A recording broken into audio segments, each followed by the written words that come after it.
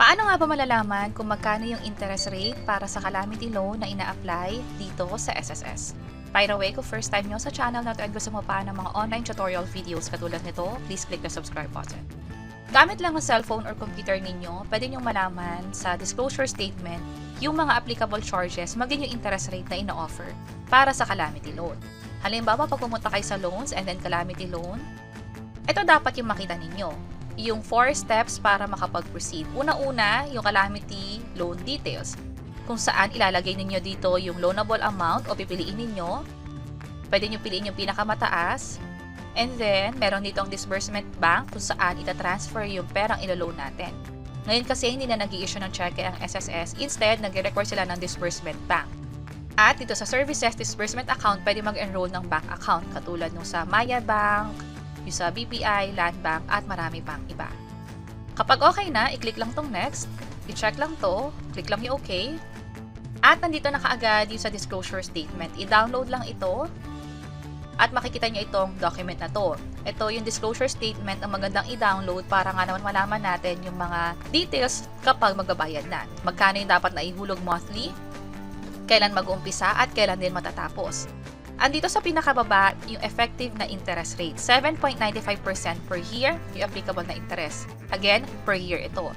At ang sinasabi dito, may nominal interest rate na kapag pala within the loan term tayo nagbayad, 7% per year, yung pinaka-interest niya. Pero, kapag lumagpas na sa loan term, ibig sabihin, hindi tayo nakakapagbayad, nag-past due na yung loan natin, babalik ito sa 10% per year. At bukod pa sa interest, kung sakaling magkaroon ng past due, may applicable pang penalty para dyan kung saan 1% per month yung magiging penalty na i-charge every day kada delay.